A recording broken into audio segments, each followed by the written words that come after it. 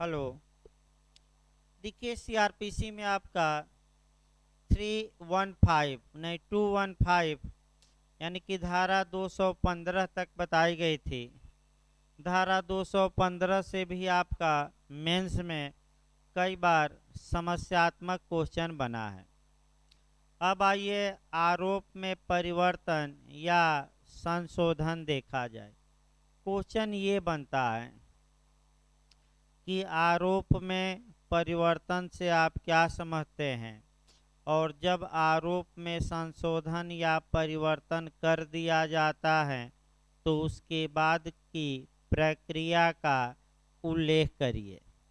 ये क्वेश्चन आपका बनता है। तो आरोप में जो परिवर्तन का प्रावधान किया गया है या संशोधन का, वह धारा 216 में है। और आपका आरोप में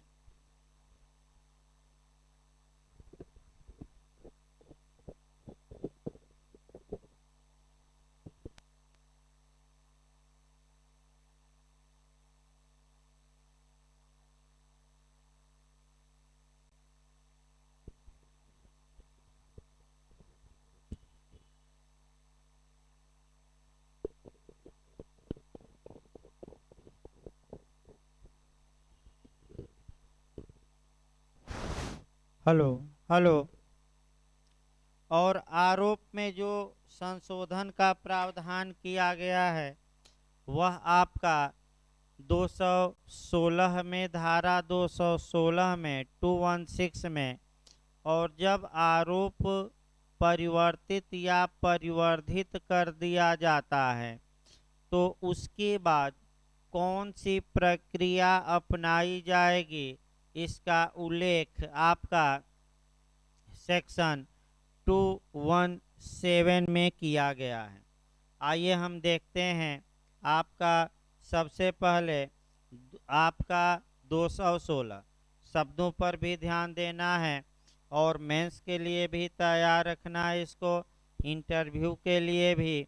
और प्री में तो लगातार पूछा जाता है।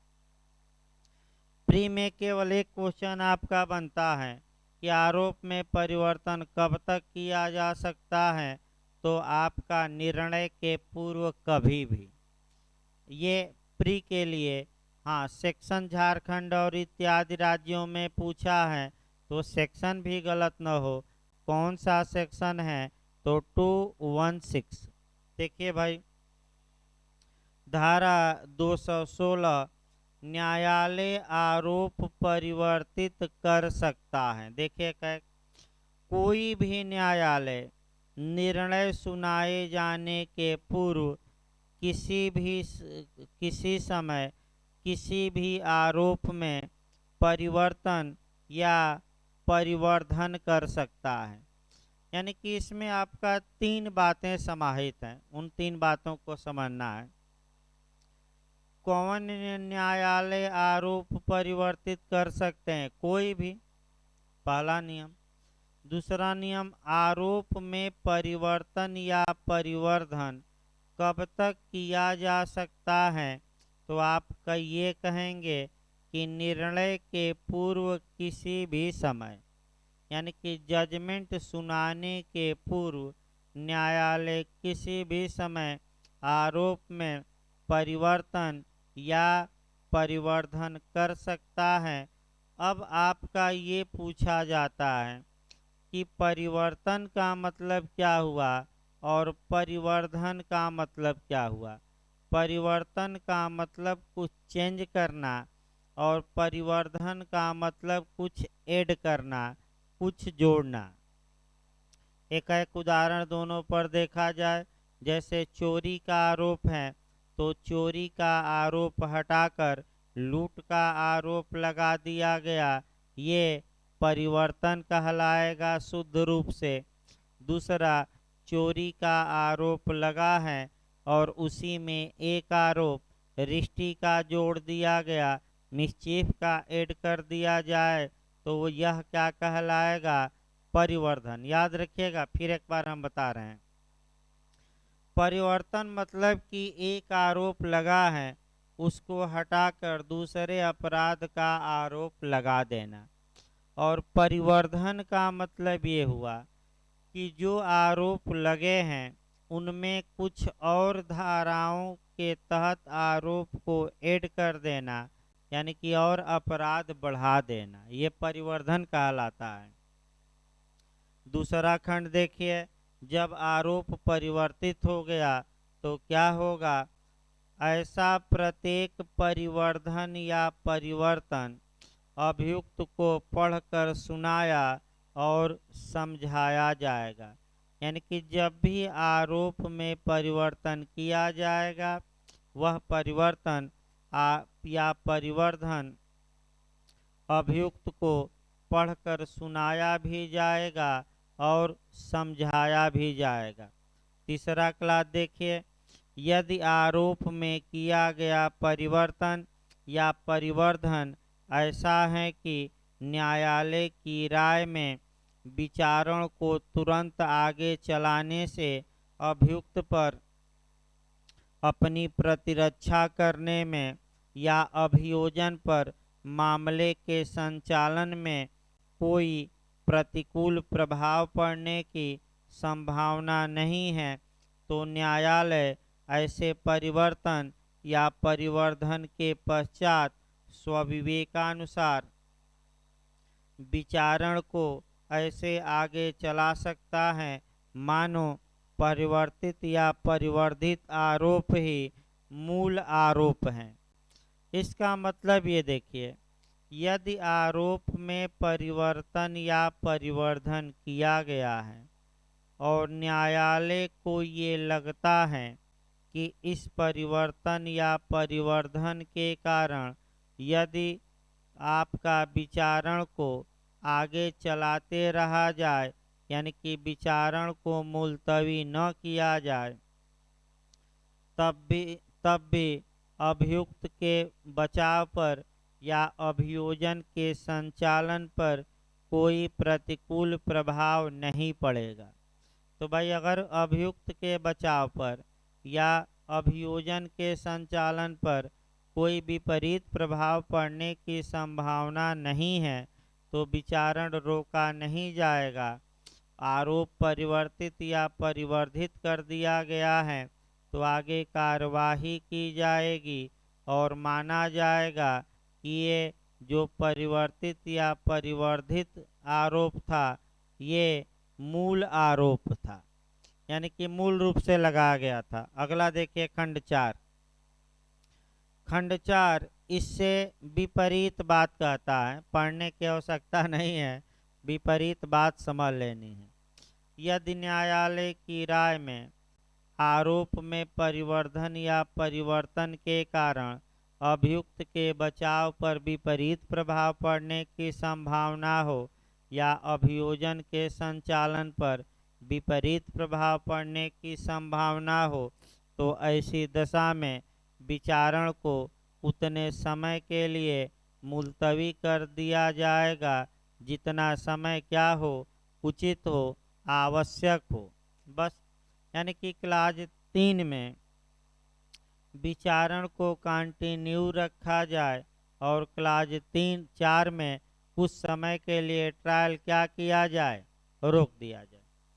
5वां क्लास देखिए, यदि परिवर्तित या परिवर्धित आरोप में कथित अपराध ऐसा है जिसके अभियोजन के लिए पूर्व मंजूरी की आवश्यकता है, तो उस मामले में ऐसी मंजूरी अभिप्राप्त किए बिना कोई कार्यवाही नहीं की जाएगी जब तक कि उन्हीं तथ्यों के आधार पर जिन पर परिवर्तित या परिवर्धित आरोप आधारित हैं अभियोजन के लिए मंजूरी पहले ही अभिप्राप्त न कर ली गई हो। यानी कि इसको अच्छे से और समझिए, इसका मतलब देखा जाए, इसका मतलब ये हुआ कि यदि आरोप में परिवर्तन या परिवर्धन किया गया, माने नई धारा का के तहत या नए अपराध का इल्जाम लगाया गया, और नई धारा ऐसी है जिस माने ऐसा आपका अपराध है जिसके लिए पूर्व मंजूरी की आवश्यकता है। तो पूर्व मंजूरी कब ली जाती है? तो एक उदाहरण मैं आपको अच्छा बता रहा हूँ, और वह सीआरपीसी की धारा यहाँ 197 को जोड़कर पढ़िएगा। कौन सी धारा? 197। 197 ये बताती हैं कि अगर किसी न्यायाधीश ने या मजिस्ट्रेट ने या किसी पब्लिक सर्वेंट ने ऑन ड्यूटी यानी कि अपने पदीय कर्तव्य के निर्वहन में कोई ऑफेंस किया है, तो उसका कॉग्निजेंस तभी लिया जाएगा जब सरकार की पूर्व मंजूरी मिल जाए। तो यदि आरोप परिवर्तित किया गया, अपराध इन लोगों से रिलेटेड था, तो जब तक कि सरकार पूर्व मंजूरी न दे दे तब तक विचारण आगे नहीं चलेगा। लेकिन अगर परिवर्तित आरोप के लिए पहले से ही सरकार से मंजूरी ले ली गई है, तब विचारण रोकने की कोई आवश्यकता नहीं है। क्यों? क्योंकि पहले से ही नए अपराधों के लिए भी क्या ले ली गई है? मंजूरी। इस प्रकार आपका आरोप में माने परिवर्तन या आरोप में परिवर्तन या परिवर्धन आपका समाप्त हुआ। अब देखा जाए, जब आरोप परिवर्तित कर दिया जाता है तो और क्या प्रक्रिया अपनाई जाएगी? तो इसके लिए आपका अगला सेक्शन काम करेगा, और वह कौन सा सेक्शन? 217। देखिए क्या कहा गया है। जब आरोप परिवर्तित किया जाता है तब साक्षियों का पुनः बुलाया जाना, यानी कि जब आरोप परिवर्तित या परिवर्धित किया जाता है तो नए आरोप के बारे में गवाहों को गवाही देने के लिए न्यायालय पुनः बुला सकता है। और ये बात सेक्शन 217 में समाहित है, यानी कि 217 में समाहित हैं। देखिए आपका, जब कभी विचारण प्रारंभ होने के पश्चात न्यायालय द्वारा आरोप परिवर्तित या परिवर्धित किया जाता है, तब अभियोजक और अभियुक्त को, यानी कि आपका प्रोसिक्यूशन और एक्यूज दोनों को, देखिए आगे, किसी ऐसे साक्षी की जिसकी परीक्षा की जा चुकी है पुनः बुलाने की या पुनः समन करने की, और उसकी ऐसे परिवर्तित या परिवर्धन के बारे में परीक्षा करने की अनुज्ञा दी जाएगी। यानी कि अगर अभियोजन गवाह बुलाना चाहता है तब भी न्यायालय परमिशन देगा, अभियुक्त गवाह को पुनः बुलाना चाहता है परीक्षा के लिए पुनः, तब भी अनुज्ञा देगा। लेकिन कुछ ऐसे भी आधार हैं, कुछ ऐसी भी बातें हैं जहां पुनः बुलाने की अनुज्ञा देने से न्यायालय इनकार भी कर सकता है। देखिए, जब तक न्यायालय का ऐसे कारणों से जो लेखबद्ध किए जाएंगे यह विचार नहीं है कि यथास्थिति अभियोजक या अभियुक्त तंग करने के लिए बुला रहा है, यानी कि न्यायालय को ये लगे कि प्रोसिक्यूशन या एक्यूज गवाह को पुनः आपका तंग करने के लिए बुला रहा है, तब बुलाने से इनकार कर देगा, या विलंब करने के लिए बुला रहा है, यानी कि पुनः गवाह को इसीलिए बुलाया जा रहा है कि मामले में क्या हो, डिले, या न्याय के उद्देश्यों को विफल करने के लिए बुलाया जा रहा है।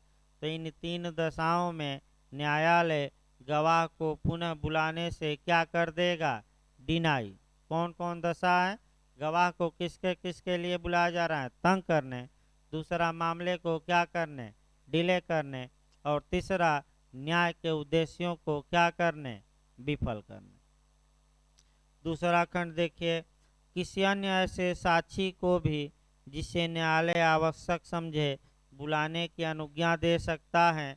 यानी कि जिस गवाह की पहले परीक्षा न हुई हो, क्या उस गवाह को बुलाया जा सकता है कि नहीं? बुलाया जा सकता है, लेकिन न्यायालय की क्या अनुज्ञा से। न्यायालय जब क्या देगा, यानी कि दो बातें आपकी मिली। एक, जिन गवाहों की परीक्षा हो चुकी है उनको बुलाया जा सकता है, किसकी मांग पर? अभियोजन या अभियुक्त के, दोनों की मांग पर, चाहे अभियोजन मांग करे या अभियुक्त मांग करे। दूसरा पॉइंट ये मिला कि किसी नए गवाह को भी न्यायालय बुला सकता है, लेकिन फिर एक बार याद रखिए, पुराने गवाहों को जिनकी गवाही एक बार हो चुकी है, न्यायालय पुनः बुलाने से इनकार कर सकता है। कब?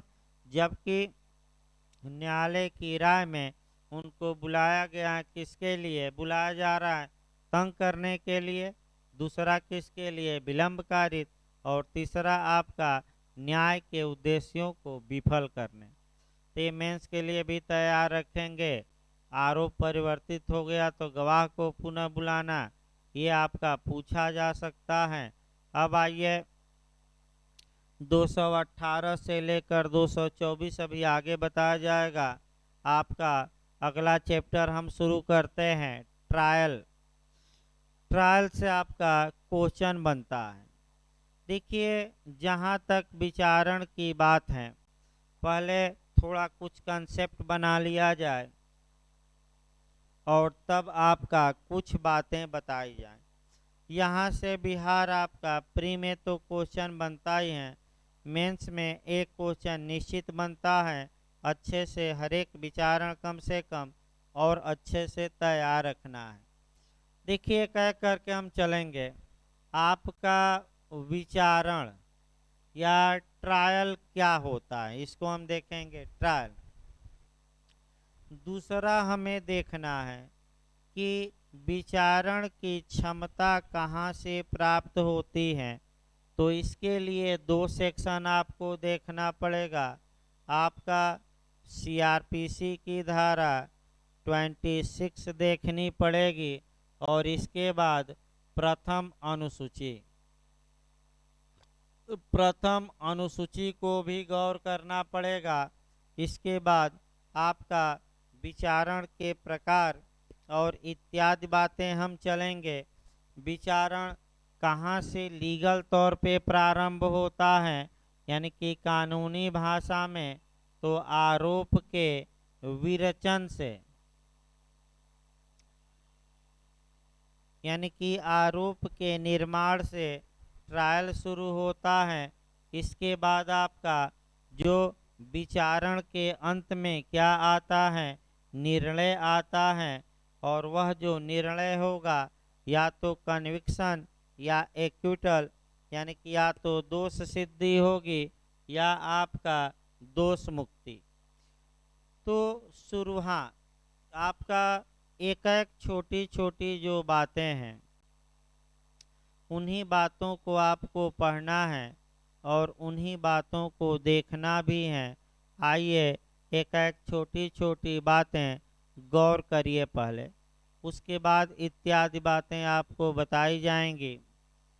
देखिए, ट्रायल शब्द को सीआरपीसी में परिभाषित नहीं किया गया है, यानी कि ये आपका इंटरव्यू में भी पूछा जा सकता है और एमपी में एक बार जे में आया है कि विचारण शब्द को कहाँ परिभाषित किया गया है। तो याद रखिए, विचारण शब्द को परिभाषित नहीं किया गया है।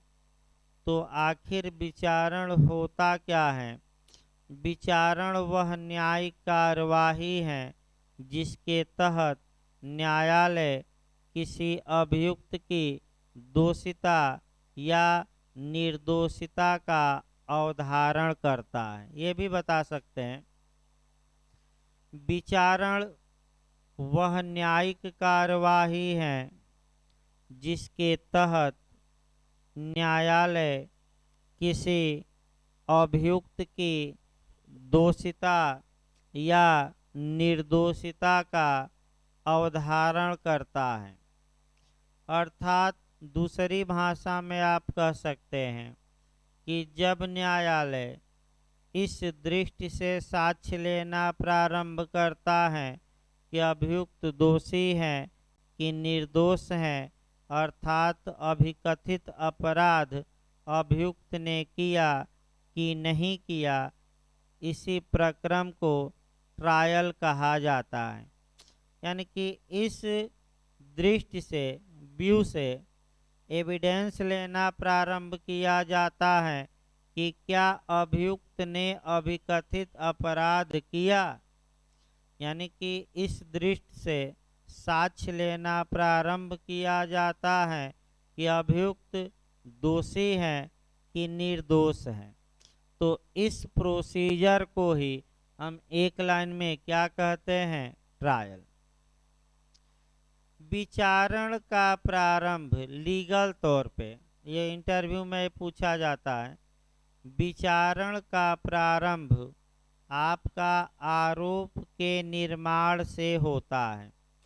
तो इंटरव्यू में ये पूछा गया था कि आप जांच और विचारण को, इंक्वायरी और ट्रायल को कैसे अलग करेंगे।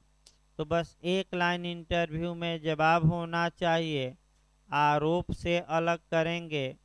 आरोप निर्माण के पूर्व की सभी न्यायिक कार्रवाइयाँ जांच कहलाती हैं, जबकि आरोप के बाद की सभी न्यायिक कार्रवाइयाँ ट्रायल कहलाती हैं। यह अच्छे से तैयार रखना है। आरोप से ही डिफरेंस किया जाएगा। किसका किया जाएगा, तो आरोप के निर्माण के पूर्व की जितनी कार्रवाइयाँ हैं उन्हें इंक्वायरी कहेंगे, और आरोप के निर्माण के पश्चात की जितनी कार्रवाइयाँ हैं उसे हम ट्रायल कहेंगे। अब आगे बढ़ा जाए।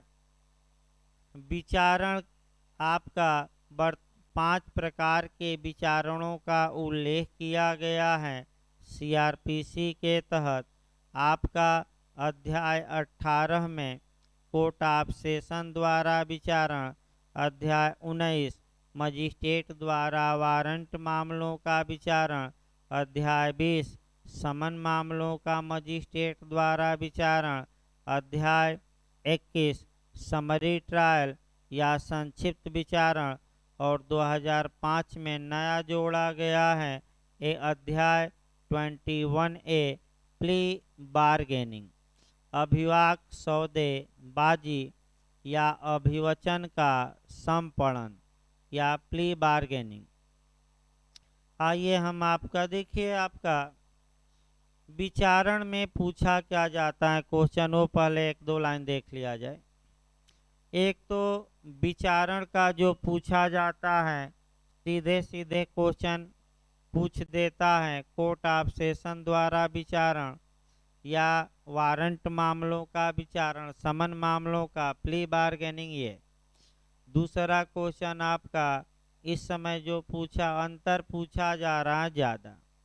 यानी कि एक तो 5 विचारण याद रखेंगे, और दूसरा आपको याद रखना पड़ेगा, डिफरेंस भी याद रखना पड़ेगा, अंतर भी याद रखना पड़ेगा। इंटरव्यू में ज़्यादा अंतर पूछा जाता है। इंटरव्यू में जो पूछा गया है आपका, ये समरी ट्रायल से ज़्यादा पूछा गया है कि समरी ट्रायल का उद्देश्य क्या है। तो उद्देश्य है जस्टिस डिले, जस्टिस डिनाई, यानी कि देर से न्याय मिलना अन्याय के बराबर होता है। अतः छोटे मामलों में, यानी कि जो कम दंड से दंडनीय है, उनका तेजी से निपटारा कर दिया जाए। यानी कि इंटरव्यू में आपका समरी ट्रायल से, उत्तराखंड इंटरव्यू में कई जगह लोगों से क्वेश्चन पूछा गया, यूपी में भी, और कुछ लोग गलत बता कर आ गए। जैसे कि क्वेश्चन बता दिया जाए, माने किन मामलों का समरी ट्रायल होता है। तो एक लोग बता कर आ गए केवल समन मामलों का, ये बिल्कुल गलत है। आपका समन मामलों का ही नहीं, समन मामले और कुछ वारंट मामले, यानी कि कुछ वारंट मामले भी दिए गए हैं जिनका समरी ट्रायल होता है, इसमें कोई शक नहीं है। फिर समरी ट्रायल कौन कर सकता है, समरी ट्रायल में कौन सी प्रक्रिया अपनाई जाएगी, समरी ट्रायल में दंड कितना दिया जा सकता है, इत्यादि छोटी छोटी बातें आपका इंटरव्यू में पूछी गई हैं, प्री में भी पूछी जाती हैं। तो आइए आपका शुरू किया जाए कोर्ट ऑफ सेशन द्वारा विचारण, यानी कि पहला हम विचारण शुरू कर रहे हैं कोर्ट ऑफ सेशन द्वारा या सत्र न्यायालय द्वारा विचारण। सत्र न्यायालय द्वारा विचारण जब भी पढ़िएगा आपका कुछ बातें आपको बता दिया जाए, भूमिका 5-6 लाइन जरूर लिखिएगा और आपका तब आपका शुरुआत करिएगा विचारण की। देखिए आपका भाई भूमिका में कौन कौन सी धारा लिखनी है। एक तो 193 कवर करना है, धारा 193। इसके बाद आपका यानी कि सत्र न्यायालय सामान्यतः सीधे किसी मामले का संज्ञान नहीं लेता जब तक कि मामला उसे कमिट न किया गया हो, सुपुर्द न किया गया हो। और ये कौन सी धारा में बताया गया है, 193। लेकिन ये विधि का पूर्ण नियम नहीं है।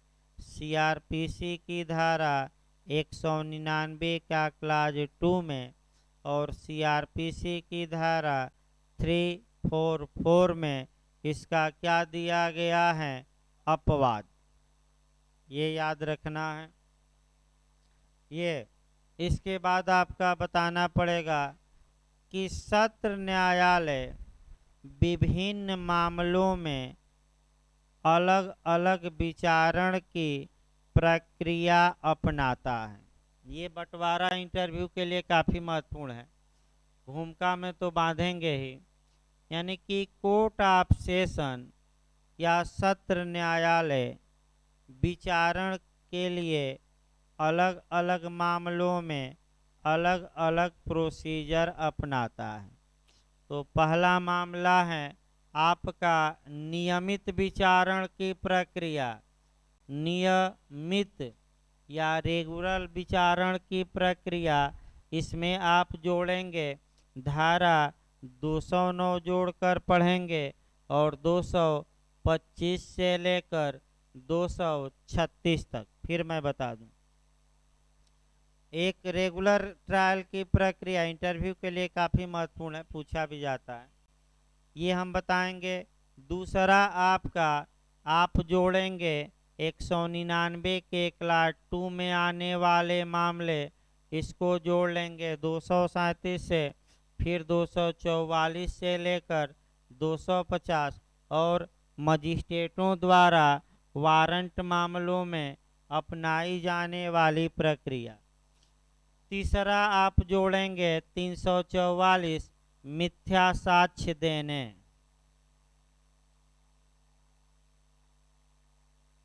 मिथ्या साक्ष्य देने या गढ़ने इत्यादि के मामले में प्रक्रिया। और ये जो प्रक्रिया अपनाई जाती हैं ये समरी ट्रायल वाली, यानी कि 260 से लेकर 265। इसको समझने का प्रयास करिए, काफ़ी महत्वपूर्ण है, कम ही लोग आपका जानते रहते हैं इस बात को। देखिए आपका सत्र न्यायालय कोर्ट ऑफ सेशन विभिन्न मामलों में विभिन्न प्रकार की ट्रायल की प्रक्रिया अपनाता है। तो अब अगला क्वेश्चन है कि कितने प्रकार के ट्रायल की प्रक्रिया अपनाता है, 3 प्रकार की। तीन प्रकार की ट्रायल की प्रक्रिया अपनाता है और तीनों को पहले आपका डिटेल में एक एक करके हम देखते हैं। पहला प्रकार के ट्रायल की प्रक्रिया सीआरपीसी की धारा 225 से लेकर 236 तक में दी गई है। इसे नियमित विचारण की प्रक्रिया रेगुलर ट्रायल की प्रक्रिया कहा जाता है या सामान्यतः विचारण की प्रक्रिया। इसमें वे मामले आते हैं जिसे मजिस्ट्रेट ने सेक्शन 209 के तहत यानी कि मजिस्ट्रेट ने धारा 209 के तहत कोर्ट ऑफ सेशन को कमिट किया हो, सुपुर्द किया हो। फिर एक बार समझिए, कठिन है थोड़ा। सत्र न्यायालय विभिन्न मामलों में तीन प्रकार के विचारण की प्रक्रिया अपनाता है।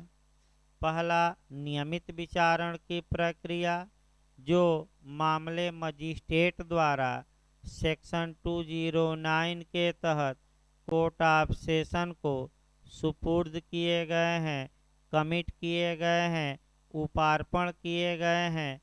उस मामले में जो प्रोसीजर कोर्ट ऑफ सेशन अपनाता है वह आपका 225 से लेकर 236 में दिया गया है।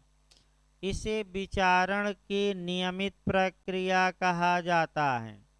इसे विचारण की नियमित प्रक्रिया कहा जाता है। दूसरे पर आ जाइए। सत्र न्यायालय 199 के क्लाज 2 के तहत यदि राष्ट्रपति, उपराष्ट्रपति इत्यादि व्यक्तियों की मानहानि की गई है तो ऐसे मामले में लोक अभियोजक द्वारा परिवाद किए जाने पर सीधे संज्ञान लेता है। कैसे संज्ञान लेता है? सीधे 209 अप्लाई ही नहीं करना है। ये तो मामला सीधे कहाँ पहुँच गया? Court of session. ऐसे मामलों में कोर्ट ऑफ सेशन कौन सा ट्रायल की प्रक्रिया अपनाएगा, इसका स्पष्ट उल्लेख सीआरपीसी की धारा 237 में किया गया है। याद रखिएगा, कहाँ किया गया है? 237 में। तो कौन प्रक्रिया अपनाएगा कोर्ट ऑफ सेशन? तो मजिस्ट्रेटों द्वारा वारंट मामलों में जो प्रक्रिया अपनाई जाती है और जो पुलिस रिपोर्ट से भिन्न आधार पर दायर मामलों की होती हैं, यानी कि पुलिस रिपोर्ट से भिन्न आधार पर दायर मामलों में, दायर वारंट मामलों में मजिस्ट्रेट जो प्रोसीजर अपनाता है वही प्रोसीजर कोर्ट ऑफ सेशन द्वारा भी अपनाया जाएगा। याद किए रहिएगा, पुलिस रिपोर्ट से भिन्न आधार पर दायर मामले वारंट मामले हों और मजिस्ट्रेट जो प्रक्रिया अपनाता है वही प्रक्रिया कौन अपनाएगा? Court of session. अब ये प्रक्रिया कहाँ दी गई है? तो 244 से लेकर 247 तक में प्रक्रिया दी गई है और निर्णय 248 से लेकर 250, यानी कि सेक्शन 244 से लेकर 247 तक प्रोसीजर दिया गया है और जजमेंट सुनाने का प्रावधान 248 से लेकर 250 तक में है। ये प्रक्रिया दूसरी हो गई। तीसरा देखिए, यदि सत्र न्यायालय के समक्ष मिथ्या साक्ष्य दिया गया है या गढ़ा गया है तो ऐसी दशा में कोर्ट ऑफ सेशन 344 सेक्शन के तहत सीधे उस मामले का संज्ञान लेता है और उसमें समरी ट्रायल की प्रक्रिया अपना सकता है यानी कि संक्षिप्त विचारण की प्रक्रिया अपना सकता है। तो यदि court of session summary trial की प्रक्रिया अपनाता है तो ऐसी दशा में सीआरपीसी की धारा 260 से लेकर 265 तक के प्रावधानों से गवर्न होगा और 3 मास से अब अधिक सजा देने की क्षमता कोर्ट ऑफ सेशन को नहीं होगी। याद रखिए, अगर ये प्रक्रिया अगर वह अपनाता है तो अधिकतम कितनी सजा दे सकता है? 3 माह, क्योंकि समरी ट्रायल में अधिकतम सजा कितनी दी जा सकती है? 3 मास की। तो इस प्रकार हमने बताया कि सत्र न्यायालय भिन्न भिन्न मामलों में भिन्न भिन्न प्रक्रिया अपनाता है। ये भूमिका जरूर 5-6 लाइन बांधिएगा और तब सत्र न्यायालय द्वारा ट्रायल की प्रक्रिया, नियमित प्रक्रिया बताइएगा धारा 225 से लेकर 236 तक। आपका अगर टिप्पणी में देखिए 2 मॉडल बनते हैं, या तो टिप्पणी में बन जाता है या फुल क्वेश्चन। टिप्पणी में बने तो सभी धाराओं को 2-2, 3-3 लाइन क्या करेंगे? अपने मन से लिखेंगे, यानी कि अपनी भाषा में। अगर फुल क्वेश्चन बने तो थोड़ा फुल में लिखिए। दोनों उपाय मैं बताऊंगा। टिप्पणी हाँ इंटरव्यू में भी बनता है भाई कि सत्र न्यायालय के समक्ष विचारण की प्रक्रिया बताइए, तो तुरंत आपका 225 से शुरू कर दीजिए। और क्या, जैसे ही 5-6 धाराएं बताएंगे ये होता है, उसके बाद कहेगा ठीक ठीक है।